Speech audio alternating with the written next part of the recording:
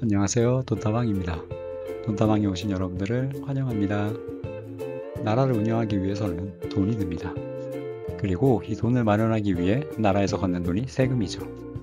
세금과 죽음은 피할 수 없다라는 말이 있듯이 과거부터 세금은 피하고 싶지만 피할 수 없는 악마 같은 존재였고 이는 현대사회도 크게 다르지 않습니다. 나라에서는 과세 파이프라인이라는 것을 만들어 놓고 세금을 걷는데요. 시대별로 주요 원천이 되는 세금의 종류는 달라져 왔습니다. 소금, 담배, 술 같은 세원에서 중요한 역할을 해오던 시절이 있었고요. 그리고 지금 우리나라는 근로소득세가 이와 같은 주요 세원 역할을 하고 있습니다. 오늘은 우리나라 근로소득세의 문제점과 그리고 이를 해결할 수 있는 대안에 대해서 한번 생각해 보려고 합니다. 그럼 출발합니다. 자, 먼저 우리나라 근로소득세와 비슷한 성질을 가진 법인세 어떻게 변해왔는지 근황을 한번 살펴보고요. 그 다음에 근로소득세의 문제점, 오늘 다룰 내용의 핵심이죠. 크게 두 가지 정도를 살펴보도록 하겠습니다. 그 다음에는 이 문제점을 해결할 수 있는 대안으로 제시 중인 소득세 물가 연동제라는 걸 간단하게 한번 살펴보고 실현 가능성을 한번 고민해 보려고 합니다. 자, 그럼 먼저 첫 번째로 자, 근로소득세와 법인세 한번 현황을 살펴보도록 하겠습니다. 자, 2024년입니다. 네, 2024년 올해, 작년이죠. 자, 근로소득세로 무려 61조 원이나 돈을 거두었다고 합니다. 전체 세금 총 국세 대비 18%에 달한다고 하는데요. 이 비중이 보시면 알겠지만 지난 10년간 최고죠? 최고 수준이고요. 금액도 최고 수준입니다. 근로소득세 금액 보이십니까? 14년부터 24년까지 10년간 어떻습니까? 미국 주식인가요? 네. 단 한 번의 하락도 없이 우상향을 하고 있습니다. 코로나 때도 줄지 않았어요. 근로소득세는 계속 늘어왔습니다. 자, 반대로 어떻습니까? 법인세 한번 볼까요? 자, 법인세는 등락이 있죠. 지난 10년간 오를 때도 있고 코로나 때 확 떨어지기도 하고요. 회복되면서 다시 올랐다가 최근 2년 다시 하락하는 모습을 보입니다. 네, 특히 22년도에는 거의 26%를 법인세에서 차지했거든요. 이게 세수로만 따지면 요거 비율 이용해서 계산해 보면 100조가 넘어요. 이 100조가 넘었던 법인세가 23년에는 80조 원대로 그리고 작년 24년에는 무려 60조 원대로 추락을 해서 근로소득세와 거의 차이가 없어지게 되었습니다. 자, 이렇게 법인세가 크게 감소한 이유는 일단 경기가 안 좋죠. 그 다음에 네, 세금 인하, 법인세 깎아줬죠. 네, 이런 것들이 복합적으로 작용하면서 법인세는 줄고 반면 근로소득세는 하나도 줄지 않고 계속 늘어왔다라는 겁니다. 자, 그러면 이 근로소득세 문제점을 한번 살펴보도록 하겠습니다. 자, 문제점이 뭐냐? 첫 번째, 자, 지난 10년간 사실상 증세였다라는 겁니다. 아까 보시면 법인세는 등락이 있었지만 근로소득세는 쭉 우상향했죠. 이게 직장인들, 근로자들의 흔히 말하는 유리지갑, 이 유리지갑을 탈탈탈탈탈탈 털면서 사실상 세금을 늘려왔다라는 거. 이게 첫 번째 문제라고 할 수가 있고요. 그 다음 두 번째 문제는 이따 설명드리겠지만 저는 이걸 10대 40의 세계라고 표현을 한번 해봤습니다. 자, 일부만의 증세. 자, 이게 사실상 세금이 늘긴 했는데 모두가 늘어나는 것만 상관이 없다. 하지만 우리나라 세금, 근로소득세 구조는 그렇지 않다라는 점입니다. 살펴보도록 하겠습니다. 자, 첫 번째, 네, 사실상의 증세입니다. 자, 이거 보시면 왼쪽, 자, 2014년에 과세표준 세율이고요. 오른쪽은 2024년 10년 뒤에 과세표준액 그리고 세율입니다. 자, 보시면 알겠지만 두 개의 표에서 차이점 쉽게 찾으실 수가 있을까요? 네, 몇 가지 찾아보면 금액이 좀 달라졌죠? 1200, 1400, 200만 원 들었습니다. 4600까지였는데 5천만 원이죠. 여기는 400만 원이 늘었네요. 자, 여기는 똑같습니다. 네, 여기 8,800, 8,800 똑같고요. 1억 5천, 1억 5천 똑같습니다. 자, 여기 10년 전에는 1억 5천 초과는 퉁쳐서 38%였는데 2024년 상당히 정교해졌죠. 네, 3억 컷, 5억 컷, 10억 컷으로 해가지고 최고 세율을 무려 45%나 주고 있습니다. 사실 요 과세 표준이 10억 초과라는 건 진짜 초고소득자이긴 한데 그럼에도 세율이 45%라는 건 정말 네, 높긴 하네요. 자, 이런 상황인데요. 자, 그러면 차이를 한번 정리해 보면 첫 번째, 네, 과세 표준이 아주 소폭 늘었다. 대략 한 10% 정도 낮은 등급의 과세 표준 한 10% 정도 증가했다. 두 번째, 이 초고소득자에 대한 세율이 많이 높아졌다라는 걸 우리 알 수가 있습니다. 자, 그런데 이게 뭐냐? 이게 왜 사실상 증세와 같느냐? 요 10년 전 억대 연봉자 얼마나 됐을 것 같습니까? 예, 10년 전 억대 연봉자 한번 보시면 알겠지만 자, 10년 전에는 3.2% 수준이었다고 합니다. 3.2%, 53만 명.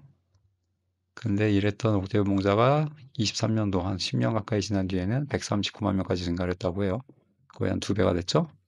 하지만 이게 잘 보셔야 되는 게 이 사람들이 뭔가 직업을 좋은 걸 얻어서 뭐 재취업을 해서 연봉이 확 뛰었을 수도 있어요. 그런데 대부분의 직장인들은 그냥 같은 일을 합니다. 같은 일을 하다가 연봉이 오르죠. 매년 조금 조금씩 오릅니다. 이 조금 조금씩 오르면서 어떻게 되는 거예요? 이 과세 표준을 넘기게 되는 거죠. 예, 과세 표준이 넘어갑니다. 이거 넘어가요. 근데 넘어가면 아시겠지만 세율이 넘어갈 때마다 엄청나게 오릅니다. 예, 그러니까 이거를 다르게 해석을 하면 연봉은 올랐지만 그게 그냥 물가 상승률만큼만 오른 거예요. 물가 상승률만큼 올랐는데 세금은 어떻게 돼요? 거의 뭐 급간이 뭐 10%포인트씩 뛰는 거죠. 예, 이러니까 어떻게 됐습니까? 내 월급은 물가 상승률 비슷하게 올라가는데 급간 과세 표준을 넘어가면서 내야 되는 세금은 확 늘어났다. 사실상의 증세다라고 볼 수가 있는 겁니다. 자, 다음 두 번째 문제 한번 보도록 하겠습니다. 일부만의 증세. 제가 아까 처음에 몇 대 몇이라고 했죠? 10대 40이라고 했죠. 자, 보도록 하겠습니다. 자, 여기서 40은 네, 면세자의 비율입니다. 네, 물론 조금씩 줄어들고는 있어요. 네, 해가 가면서 조금씩 감소하고 있습니다. 이것도 아까 말씀드린 사실상의 증세. 네, 이 면세자 분들도 물가 상승률만큼 오를 거 아닙니까? 이렇게 오르면서 아까의 그 과세 표준 급간을 넘어가게 되는 거죠. 이러면서 이제 면세자 비율에서 벗어나게 되는 건데요. 어쨌거나 거의 한 40%가 좀 안 되긴 하지만 30에서 40 정도의 면세자 비율을 나타내고 있습니다. 이분들 세금을 안 내요. 세금이 부과가 되지만 막 공제해 주잖아요. 이것저것 뭐. 이것저것 공제 금액을 빼버리면 뭐 마이너스가 나와요. 0원인 거죠. 근로소득세가 없다라고 보시면 됩니다. 이미 우리나라는 세금 쏠림으로 조세 저항과 계층 분열의 조짐까지 나타나고 있다. 국세청이 발간한 연보에 따르면 2021년 기준 상위 10%가 얼마를 냈다고요? 73%를 냈다. 네, 상위 10%가 73%를 내고 하위 40%는 빵 퍼센트를 내고 있다. 아하, 20%가 캐리를 하고 있다. 나머지 40%는 그냥 얹혀가는 중이다. 라는 걸 알 수가 있습니다. 그럼 이건 우리나라만 그러냐? 그렇다고 합니다. 이웃나라 일본을 보면 네, 급여소득자 중에 85%는 어쨌거나 세금을 냈다고 합니다. 얼마를 내는지 모르겠지만 일단 내긴 냈대요. 세금을 하나도 안 낸 면세자 비중 우리나라 비교하면 어떻습니까? 유의미하게 낮죠. 네, 그래서 우리나라 근로소득세의 두 번째 문제점 일부만 세금을 엄청 내고 있다 라는 점을 한번 생각을 해봤습니다. 자, 그래서 여기에 대한 문제 두 가지가 있었죠. 그 두 가지를 해결하기 위해서 정치인들이 막 아이디어를 냅니다. 아이디어를 내서 만들어 놓은 게 소득세 물가 연동제라는 겁니다. 자, 보시면 소득 금액이 1억 5천만 원 이하의 경우, 네, 물가 조정해서 과세 표준으로 조정한다. 이게 무슨 말이냐? 1억 5천만 원 이하의 직장인들을 대상으로는 요 과세 표준 있죠? 아까 봤던 과세 표준을 물가랑 연동을 시키겠다. 물가랑 연동을 시켜서 그 해 인상된 만큼 과세 표준을 올려주겠다라는 거죠. 이렇게 되면 네, 내 월급이 오른 만큼 물가가 오른 만큼 과세 표준도 올라가기 때문에 세금이 그대로 유지가 될 수 있는 그런 상황이 된다고 볼 수가 있습니다. 사실상 세액 부담을 조금 줄여줄 수 있는 그런 대안이라고 생각을 해볼 수가 있는 거죠. 자, 실제로 소득세 물가 연동제는 네, 많은 나라에서 시행이 되고 있다고 합니다. 네, OECD 가입국 38개국 중에 네, 22개국 정도가 이 소득세 물가 연동제 이와 비슷한 제도를 운영하고 있다고 해요. 네, 미국도 물가 상승분이 반영이 되고 캐나다도 반영을 하고 있고 네, 영국, 프랑스 이런 나라들도 반영을 하고 있다고 합니다. 네, 조금씩 뭐 구체적인 건 다르지만 네, 큰 틀에서는 시행을 하고 있다라는 거죠. 우리나라는 이렇게 물가 상승률과 지금 연동이 안 돼 있고 어떻게 돼 있어요? 국회에서 임의적으로 비정기적으로 이런 입법을 통해서 과세 표준을 조정을 하고 있죠. 그러니까 국회의원들이 마음 먹고 이거를 올려야 과세 표준이 늘어난다는 겁니다. 근데 이런 나라들은 자동적으로 따로 입법을 하지 않아도 자동적으로 물가 수준에 맞게 과세 표준이 조정이 돼서 세금이 조절이 되고 있다라는 거죠. 자, 제 개인적인 생각에 근로소득세의 세금 캐리, 근로소득세가 담당하는 세율의 비율은 앞으로도 지속적으로 높아질 것이다. 예상을 한번 해봅니다. 왜냐면 낮아질 이유가 없어요. 아, 낮아질 이유가 있긴 있네요. 이제 인구가 감소하면서 경제활동 인구가 줄어들면 근로소득세도 결국에 정점을 찍고 내려오긴 할 거지만 그렇게 되면 뭐 다른 세금은 뭐 당연히 그 이전에 훨씬 더 감소폭이 클 겁니다. 자, 두 번째, 자, 저소득층의 면세 비율 축소해야 된다고 생각을 합니다. 자, 복지 굉장히 중요하죠. 네, 중요하지만 이 사회 구성원으로서 갖는 책임감도 전 굉장히 중요하다고 생각합니다. 과세, 납세라는 건 국민의 의무지 않습니까?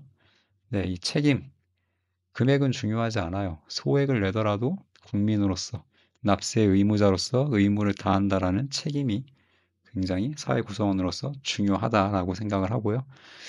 이런 얘기 많이 하잖아요.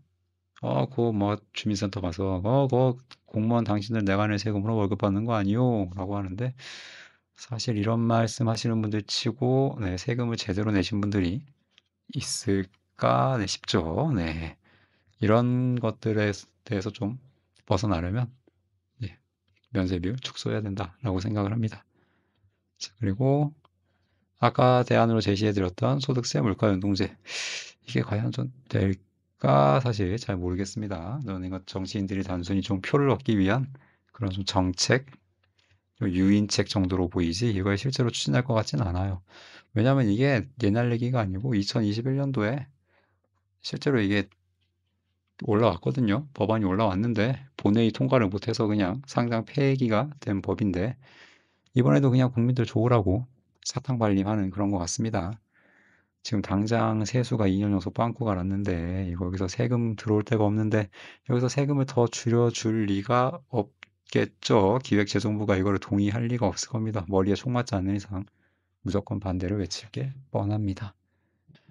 자, 어떻게 보셨는지 모르겠습니다. 오늘은 우리나라 근로소득세에 대해 한번 얘기를 나눠봤습니다. 자, 다음엔 더 즐거운 주제, 유익한 주제로 찾아뵙겠습니다. 감사합니다.